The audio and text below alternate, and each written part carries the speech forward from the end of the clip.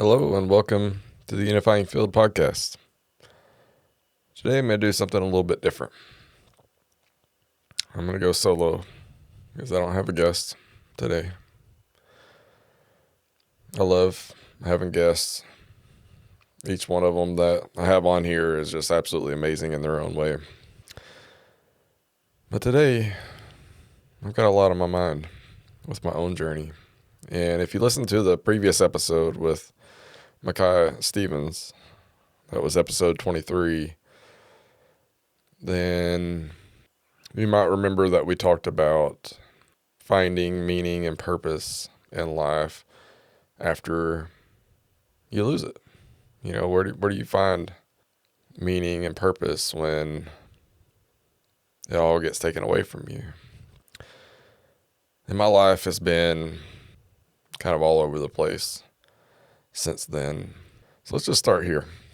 I often feel that spirituality takes us to one extreme on the spectrum of trying to be more spirit, so say spiritual is on the left side, and then on the right side is worldly. And so when we walk a spiritual path, we try to be fully spiritual. We don't want to be in the world, or we don't want to be of the world. It's okay to be in the world, but ultimately we reject, or we might find ourselves rejecting the worldly aspects because our goal is to find God or enlightenment or whatever your flavor of spirituality is. And so when you find whatever it is that you're looking for, there's this paradox of, say that you understand that you are the soul, you are not the physical body. I am not this body. I am that which eternally abides in God. I am that which never left heaven.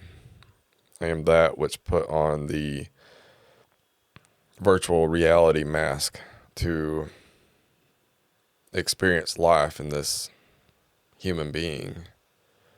Okay. And maybe during your awakening experience, you got to live like that for a little bit, and maybe for a good while. And you lost that meaning and purpose.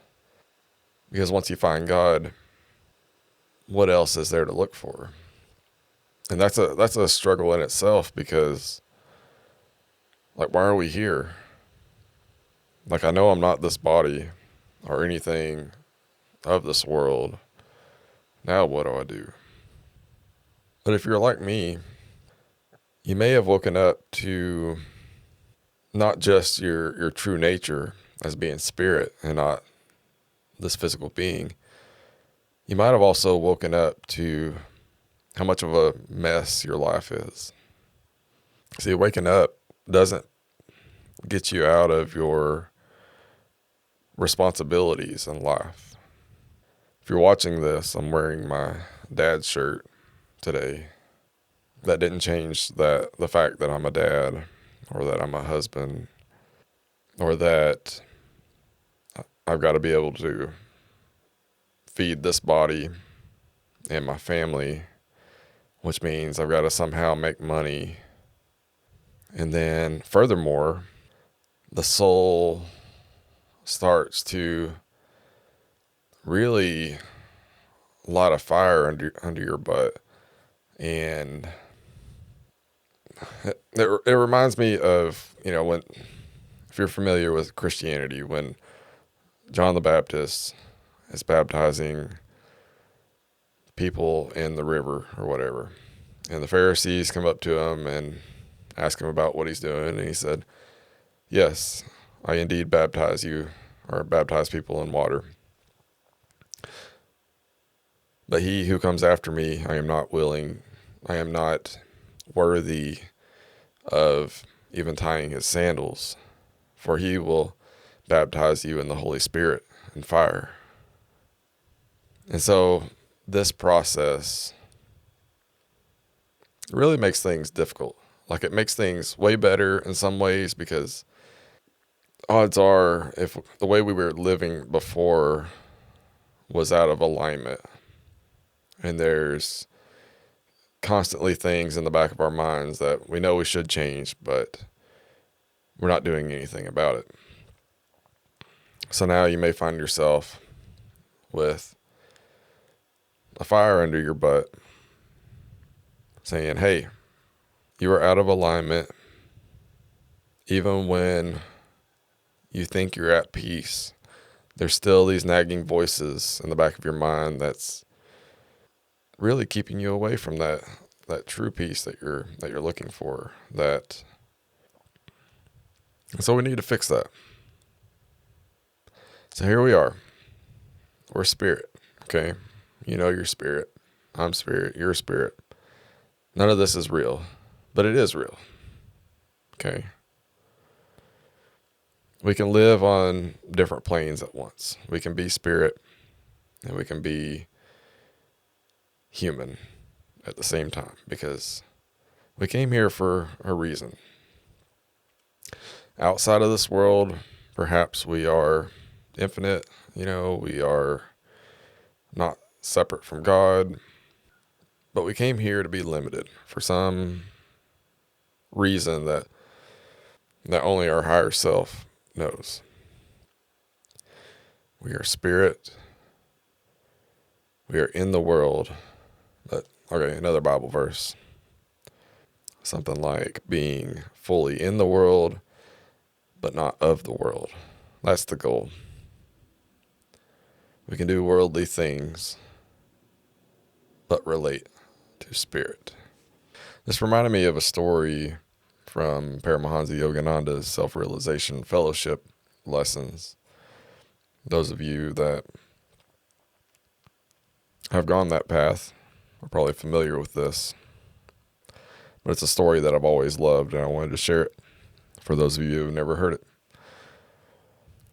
And I don't know where this story came from. It sounds like it came from one of the Hindu books or something. I don't know. Anyways, here we go.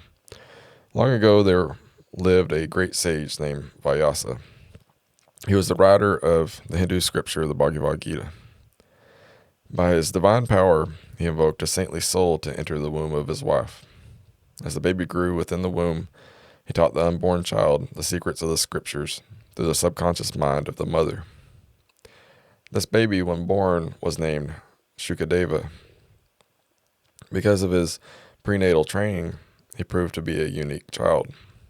At the age of 7, he already was versed in the difficult Hindu scriptures and was ready to renounce the world and devote himself fully to his spiritual quest.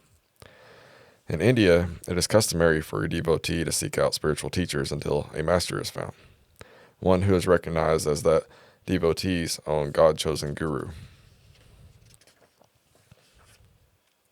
Spiritual novices, through fitful inner urgings, receive instruction from various sources, but when one's spiritual ardor becomes very great, God sends a guru.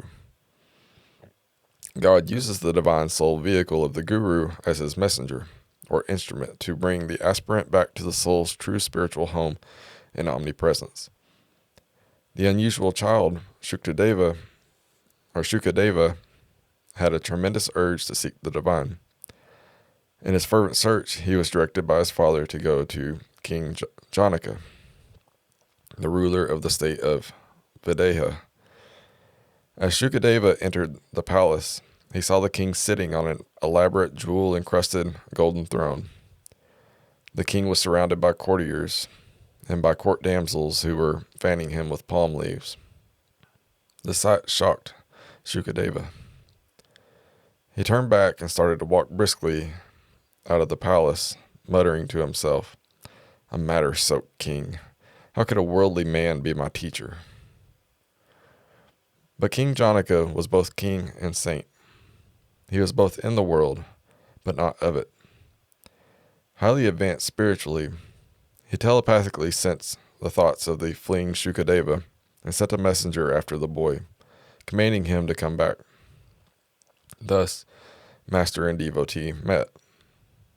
The king sent his attendants away, and at once entered an absorbing discourse on God. 4 hours passed. Shukadeva was getting restless and hungry, but he dared not disturb God-intoxicated King Janaka. Another hour passed. Suddenly, 2 breathless messengers arrived, exclaiming, "Your Majesty, the whole city is on fire. The flames threaten to spread to the palace. Won't you come and supervise the efforts to fight it?" The king replied, "I am too busy discussing the all-protecting God with my friend, Shukadeva. I have no time for anything else. Go and help the others put out the fire." When another hour passed, the same 2 messengers came running to King Janaka and cried, "Your Majesty, please flee. The flames have caught the palace and are fast approaching your chamber." The king answered, "Never mind, don't disturb me. I am drinking the nectar of God with my friend. Go, do the best you can." Shukadeva was puzzled by the king's attitude, but he too tried to remain unaffected by the excitement. A short time later, 2 scorched messengers leaped in front of the king, shouting, "Mighty king, behold the flames approaching your throne. Run before both of you are burned." The king replied, "Save yourselves. I do not fear the audacity of destructive flames." His messengers fled. The flames leaped toward the pile of books that Shukadeva had by his side, but the king sat motionless, indifferent. The alarmed Shukadeva lost his poise. He half rose from his seat and began slapping at the flames in order to save his precious books. King Janaka then smilingly waved his hand. The fire miraculously disappeared. Shukadeva, in great awe, sank back to his seat. The king said calmly, "O young Shukadeva, you thought of me as a pleasure and matter-drenched king. But look at yourself. You forsook the all-protecting thought of God to save a pile of books, while I paid no attention to my burning kingdom and palace. God worked this miracle to show you that, although you are a renunciant, you are more attached to your books than to God, or than I am to my kingdom, even though I live in the world instead of a hermitage. Attachment to possessions, and not possession itself, is the source of misery. In this world, we do not own anything. We are only given the use of things. Some have more to use than others. But remember, the millionaire and the poor man alike have to leave everything, all possessions, when death comes." Humbled, the young Shukadeva then recognized the Saint King to be his guru. King Janaka put Shukadeva through a process of discipline to teach him the art of living in the world without acquiring misery-making attachment to it. One day the king gave his new disciple 2 cup-shaped lamps, filled to the brim with oil. Janaka said, "Hold a lamp on the palm of each hand and walk through all the rooms of the palace. Come back to me when you have seen everything. But remember, I will refuse to train you further if you spill a single drop from the lamps." King Janaka instructed messengers to accompany Shukadeva and to refill the 2 lamps with oil as quickly as they burned down. It was a hard test, but after some hours, Shukadeva returned triumphantly without having spilled any oil. The king said, "Young Shukadeva, tell me in detail what you saw in each chamber." To this, Shukadeva replied, "Royal preceptor, my only accomplishment was that I did not spill any oil on your carpets. My mind was so concentrated on the thought of not dripping oil that I did not notice anything in the rooms." King Janaka then declared, "I am disappointed. You have not completely passed my test. My injunctions were that you should see everything in all the chambers of the palace, and that you should not drip any oil from the lamps. Go back with the lamps, and remember, do not spill the oil while you look carefully at everything in the palace." After several more hours, Shukadeva calmly returned. He had not allowed any oil to drip, nor was he perspiring with excitement as before. He could answer all the king's questions about the contents, however minute, of all the palace chambers. King Janaka was pleased. "My son," he said gently, "one should not live a one-sided life, thinking only of God and neglecting one's duties in the world, such as your concentrating on the oil lamps and not seeing the palace. On the second trip, you kept your attention principally on the lamps, seeing to it that you did not spill any oil. But at the same time, you thoroughly saw everything. So should you keep your attention on God, not letting a drop slip away from the lamp of God, revealing wisdom, and yet devote part of your attention to performing efficiently the God-given duties of maintaining yourself and others given into your charge."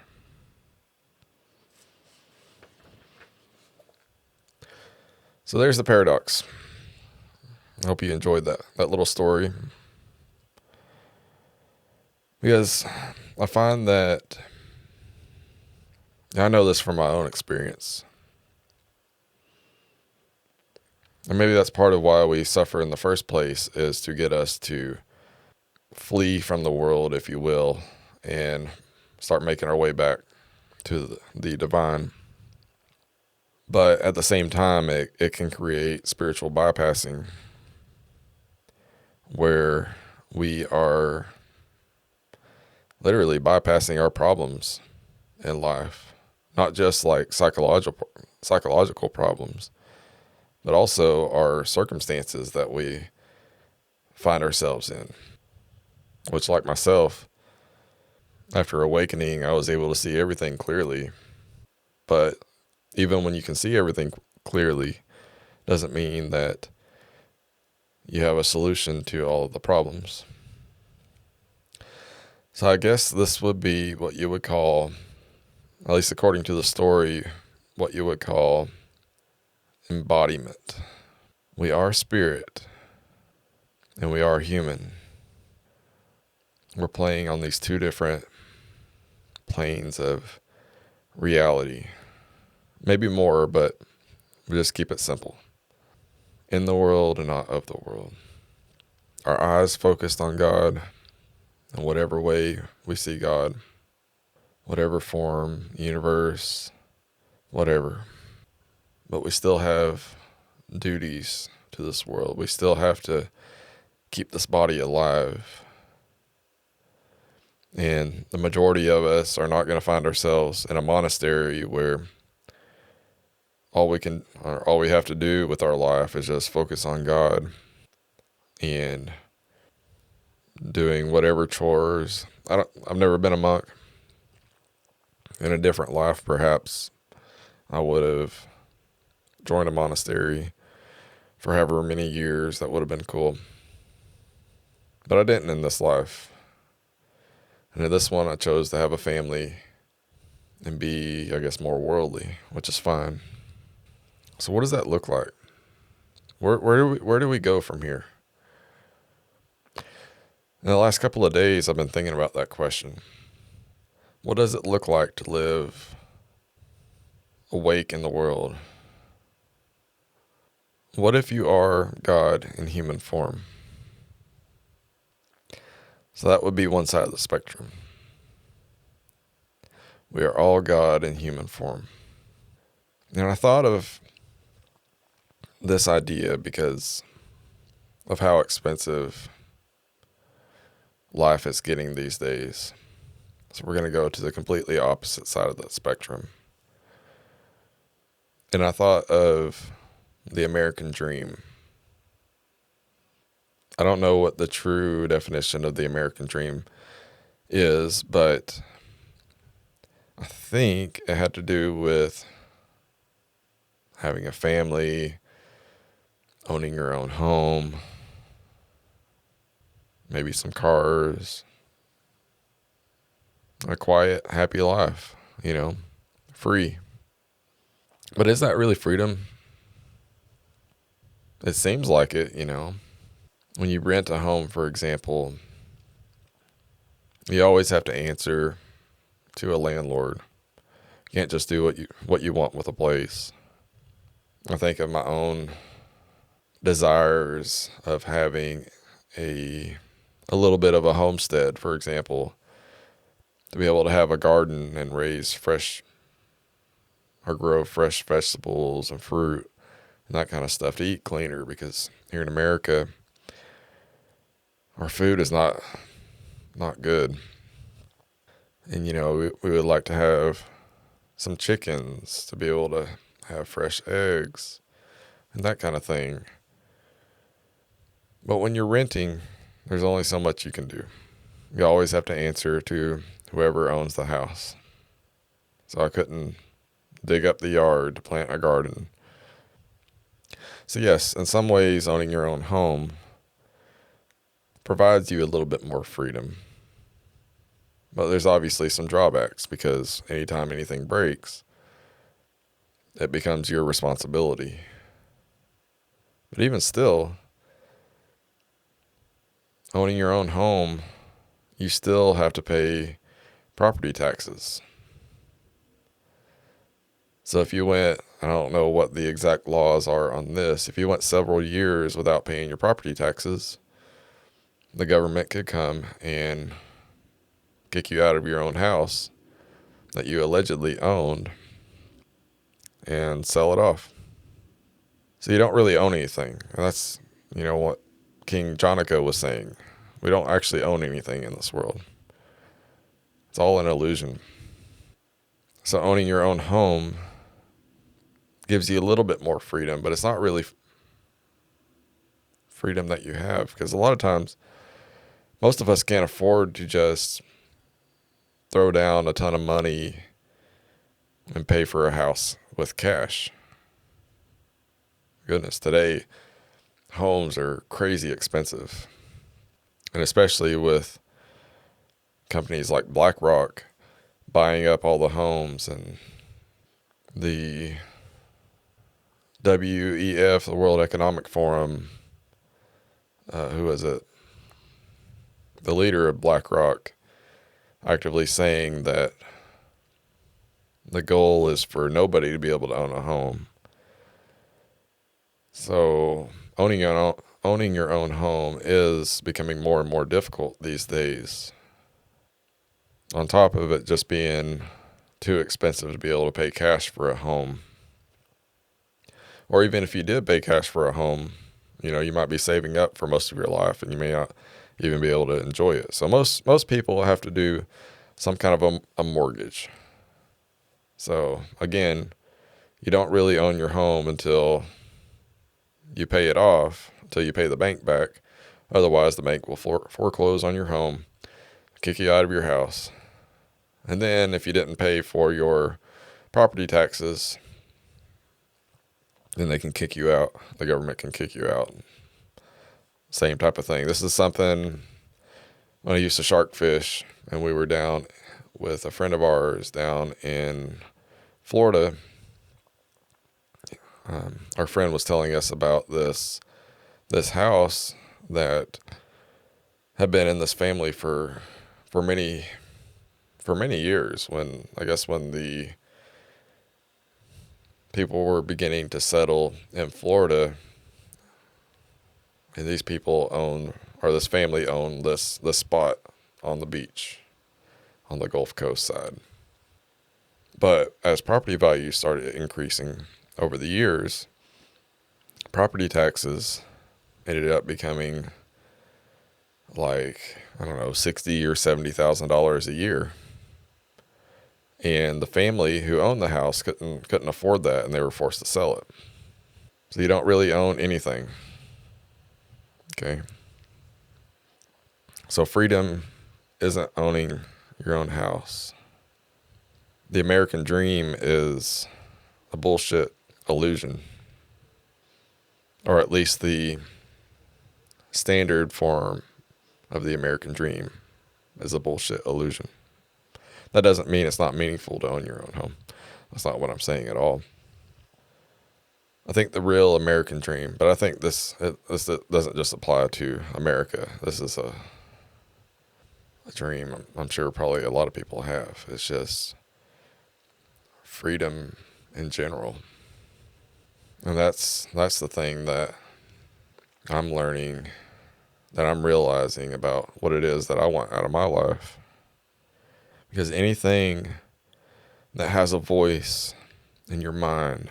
So let's going back to the soul, baptizing you and the Holy Spirit and fire. It's trying to help you get your life aligned with God's will, if you will, or your soul. Help you align your life with your heart. A lot of that, at least in my experience, was fixing the things that pull your mind away, fixing the things that are crying for your attention and that conflict with, maybe it's behaviors that conflict with your values or how you feel at your heart. And one of those things for me was my job. I've been at this job for 7 years. And for a while it was fun, and it helped me get to things in my life that were awesome. I met one of my best friends, a couple of my best friends there actually. I got into motorcycles, which I absolutely love. Still love today. I don't have a motorcycle today, but I love riding the super sports especially, and long rides on the twisty roads. But it got to the point where every day at the beginning of the shift, when we'd be having our meeting with the entire group in my department, I just looked around and I'm like, how in the world can all of you just do this boring ass job every day for 20 or 30 years until retirement? I mean, to each their own. But if I am God in human form, why am I wasting this precious existence, this rare existence on earth, supporting a company that's entire goal is to make more billions and someday trillions of dollars, keeping people mindlessly consuming more and more shit that they don't need? And so I had to face that every day. But eventually, and it didn't take a long time either, because I also knew that I wasn't free because I had debt that I needed to work on. But I was stuck in this annoying situation where before I had a family, I could work as much as I wanted to and fix my problems in a hurry. But when your partner works on the days that you have off, then you got to take care of the kids on the other days, which means you can only work the days you're supposed to work. And so that nagging voice in my mind was telling me, hey, there's stuff you need to work on, but at the same time, I'm stuck in this annoying situation where I can't do anything. And you just maintain the minimums. And so nothing ever changes. You just end up being stuck in a boring life where you can never find true peace. And so, like I said, the soul puts a fire under your butt, says, hey, it's time to make some changes. And so I did. I quit my job. To each their own on this route. It's a very scary endeavor doing that without having another job lined up. But this time I decided to go for absolute trust that God will lead me in the correct direction to help bring my life into alignment and help me do the things that I want to do in life. So what do I want to do with my life? We'll get to that here in a second. But I had this whole simple plan because I knew one side of me. So we're working again. We're in the world, but not of the world, right? We're spirit and we're human. The spirit has nothing to worry about. The spirit doesn't have to keep a house over their head. It doesn't have to take care of kids or spouse or anything like that. The spirit is perfectly at peace. It isn't born. It doesn't die. It's perfectly fine where it's at. The human, on the other hand, the ego side of ourselves in the situation will freak out a little bit because it's all about self-preservation. And so I prepared for that. And my goal was to go for a really long hike, which I did. At the end of the first week, I went for a 15.7 mile loop hike, which I ran a little bit. I used to be big into trail running back in the day, and I hadn't done that in a while. But my goal was to go ground, out in nature, be one with nature, be away from society and whatever else that's keeping my mind away from God. I get out there and, okay, what do I need to do? Like you God have been telling me to leave my job because it doesn't align with my purpose or whatever. Now what? And as I talked about in the last episode, if you tuned in for that one thing I found on the first long hike was that I loved being out in the woods, hiking and trail running and that kind of stuff. It didn't really answer the question of what do I do next outside of go out and be out on the trails more, be one with nature, spend less time inside, go run, go let your inner child go run and be free in the woods, which was huge in itself. I started to find myself again in that way, but it didn't really answer too much of what should I do. So I wasn't satisfied with that answer. It was a good answer, but I wasn't satisfied with it because it didn't tell me how to pay my bills and all that stuff.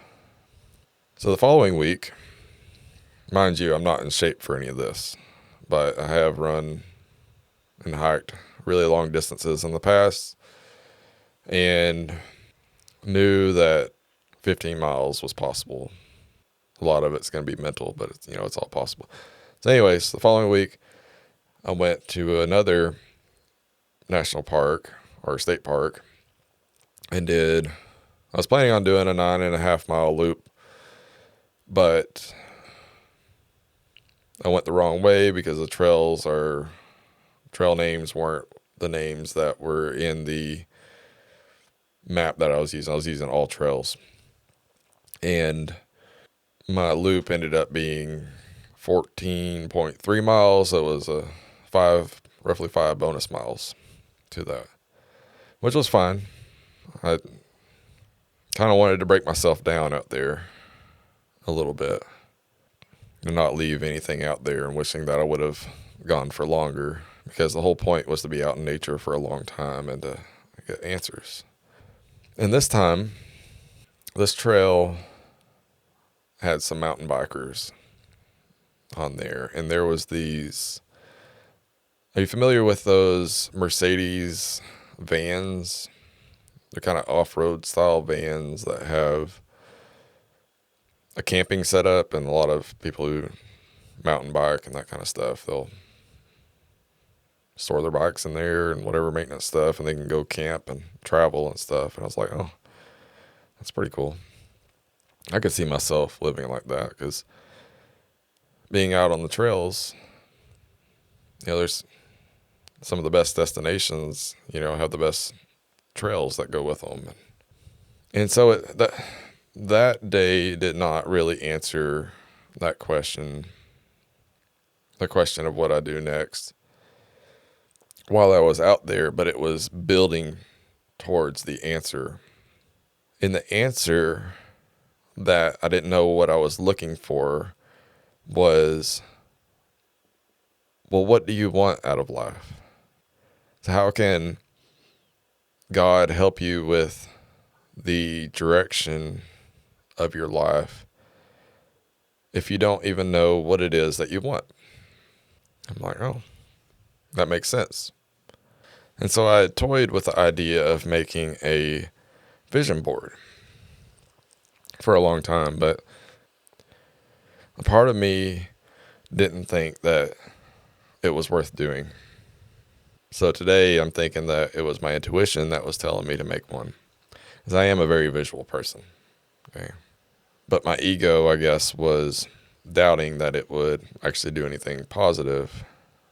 So I was kind of like just putting it off, putting it off, putting it off. But now I'm like, okay, I don't know. I don't have a clue what I need to be doing anyway, so I might as well do it. And that's what I did. And so one major thing in my life was that life was boring. I was working a boring job. It was fun for a few years, but eventually you're just doing the same thing over and over and over again. And the financial situation just kept it to where it was hard to travel and do anything fun. Very rarely got to take the family to do fun things. Just stuck in an annoying situation. So, in the center of my vision board, I have adventure. Because me and my wife, we love to travel. We haven't gotten to do that much. I put a whole bunch of things on there, including stuff like trail ultra running, like races that were old goals of mine, you know, pictures of camping and spending time with family, activities with the family, you know, things like public speaking, perhaps giving a TED talk someday, all these different things, you know. And it turned out really cool looking.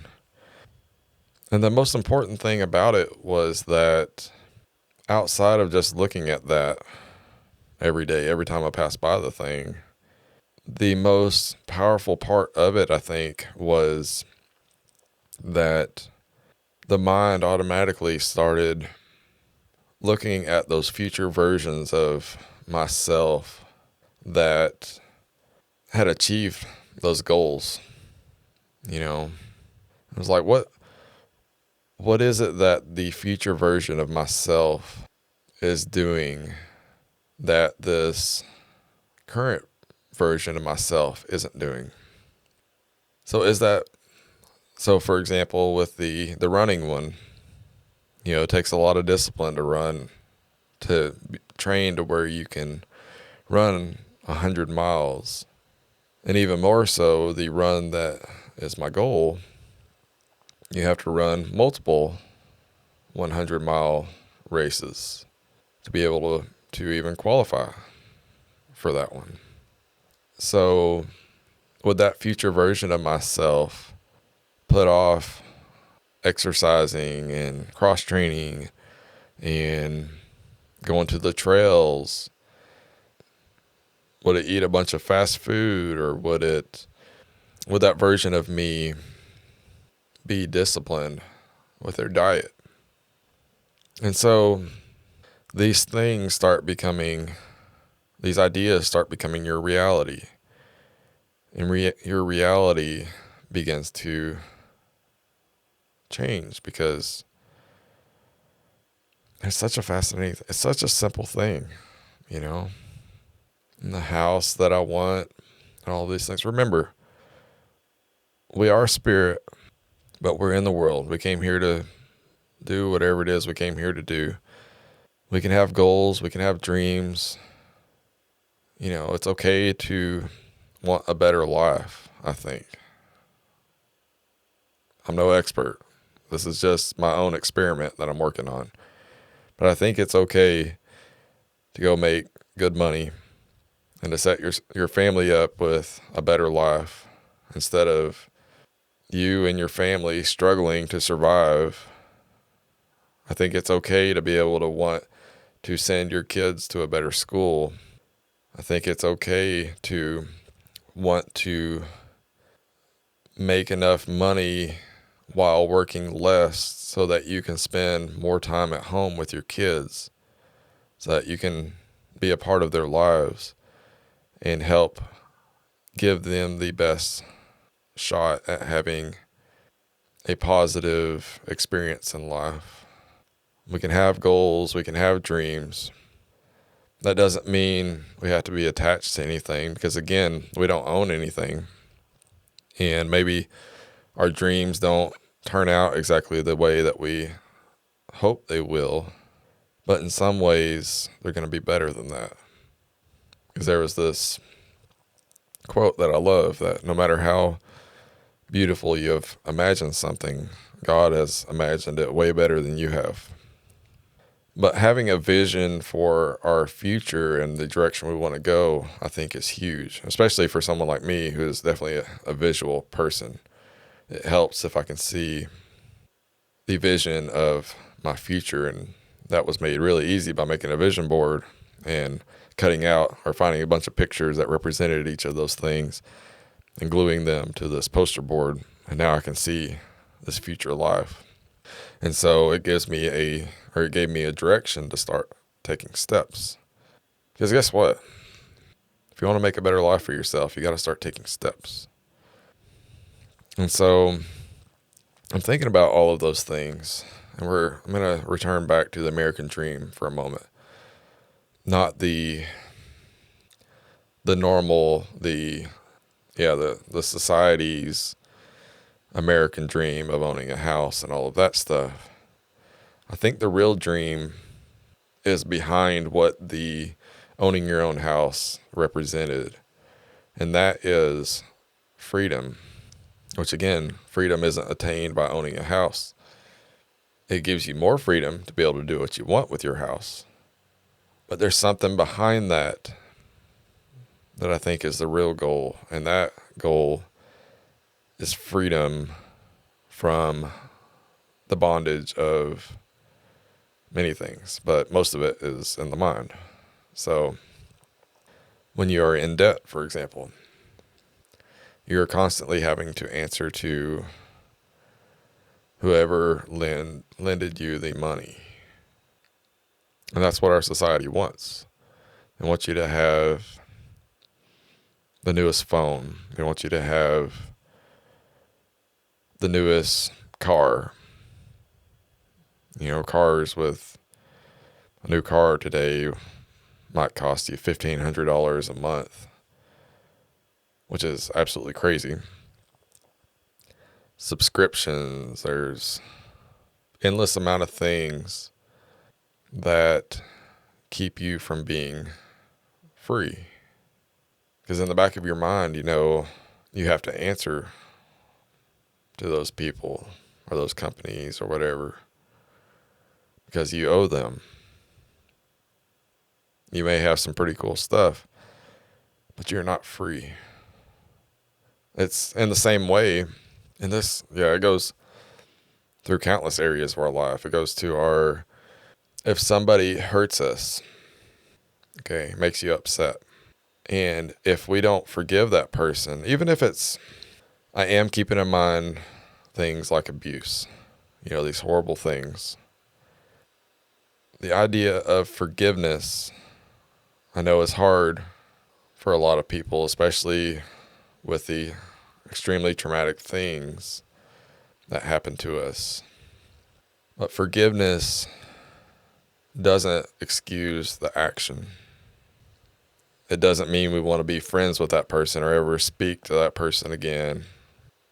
It doesn't mean that we don't go after them to make sure they get the justice they deserve. I'm not trying to lessen, the traumas and stuff that people go through, because people go through some horrible stuff. But forgiveness enables us to release ourselves from that other person that hurt us. Okay. So that we're not forever tied to that person. We're free to go back to living our lives however we want. That doesn't mean forgetting anything or saying it's okay or anything like that. It's releasing us from the chains of that bondage of our mind that is attached to whoever hurt us. Okay. So there's countless areas of our lives where we may not be free. And freedom was what I was looking for. There's a lot of things on that vision board that I am working towards. We'll see what happens with all of that. And I think the real American dream and the world dream really is just the freedom to live freely. Yeah. I see a lot of people working to make better lives for their kids, for example. I know in the Bible it says, be fruitful and multiply. But why are we doing that if we spend all of our time working and not living life? The governments certainly support reproducing because they need future taxpayers. If all we're doing is making babies and then spending all of our time working to make sure they have a better life than us, I don't know. To each their own, but that doesn't make a lot of sense to me. But things are so expensive these days. Yes. There was if anybody has HBO Max, there's a couple of shows on there that I really like. One of which is The Dark Wizard, which is a new series about the rock climber Dean Potter. It's a really good show. He passed away in 2015 in a base jumping accident. And the series really spoke to my soul. And it's one of those that will keep you on the edge of your seat and make you feel like you're climbing those mountains with no harness or anything, free soloing along with them. Another one of those another show like that on there on HBO Max is called the 100-Foot Wave, which revolves around Garrett McNamara and a whole bunch of other people. And it's similar in its own way, and these people are doing almost as crazy things, going after trying to ride a 100-foot tall wave, big wave surfing and stuff. And both of these shows the people in them are very similar in that their whole purpose in life was to do this rock climbing thing or in base jumping or riding these crazy waves, 100 feet tall, huge, defying death, doing these things. And the commitment was pretty wild. These rock climbers would be living in vans, camping out there, like they're not working normal jobs. It was Alex Honnold, however you say it, is on there as well, and had this van that he would just live out of, and he would have his rock climbing pull up set up in there, and he would just live as cheaply as possible, being absolutely disciplined and doing what it is that he loved, which was rock climbing. Same with Dean Potter. Back at the ocean, the big wave surfers, one of them mentioned having to, would fly out somewhere to go surf these giant waves like at Nazaré in Portugal, but they couldn't even afford to fly back home after surfing, and they would have to sell their surfboards to be able to afford the flight back home. You know, that's pretty dedicated. And I was thinking about, their contribution to society. You know, from a tax standpoint, they didn't contribute hardly anything in that way. But that's what our society, our pipeline society, trains everyone through the pipeline of schools and all of the societal norms to become great contributors of tax money. And also part of that, we're supporting the economy. You know, the more money we make, the more stuff we can buy. We keep the economy running smoothly. Someone might say if we did like the rock climbers or the big wave surfers and went out there and did exactly what we love to do, that society would collapse. Good. Perhaps it needs to collapse because the dream that society sells us all is bullshit. It's an ant farm that tries to keep us enslaved and creating more taxpayers and to keep consuming and buying stuff that we don't need. Living an unfulfilled life where we didn't spend enough time with the people we love. We didn't do the things that we were passionate about. We didn't create. We didn't go see the cool places. What if your God, the infinite, almighty, Alpha and Omega God, the God above all, that is you. If you are that, what are you doing with your life? Nobody's coming to save us.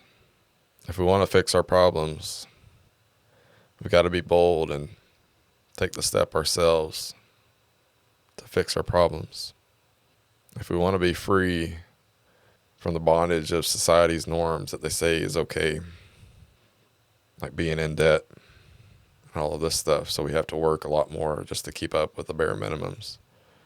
Nothing ever changes. We remain a slave. And if you are the Almighty God, come to earth to live through you, is that the way God would be living? It's such an eye-opening thing because when you realize nobody is coming to save you and that you have to save yourself, in some ways it sucks, but in other ways it's incredibly empowering because you've got the power of the Almighty God backing you, who wants you to have the best life you can possibly have and to explore. And you came here to be an individual and to be able to explore the creation as if you are a finite being within it. And so when you go out and explore and do magnificent things, God is doing that through you.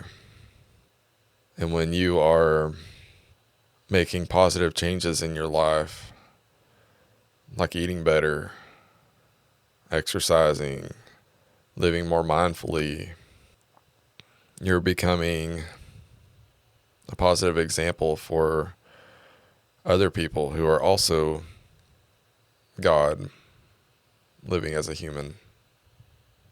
If you want to go out there and help people, that is God working through you. That is God going out there and helping people. We are infinitely powerful, but at the same time, infinitely powerless if we believe ourselves to be that way. So I will leave you with this. I think it's okay to be in the world. For us to fully bring spirit into the world, we got to stop trying to not be in the world. There's a balance to this whole thing. We are spirit, and for a limited time, we are human.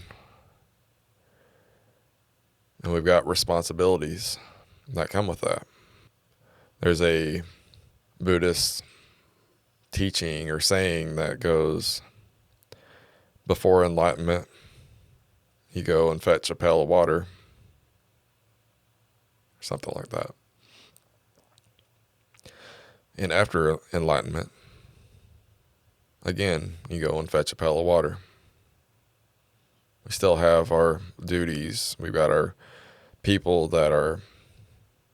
we've got to support and all of that stuff. But we don't have to be attached to everything. We can have goals. We can go after making money and that kind of thing.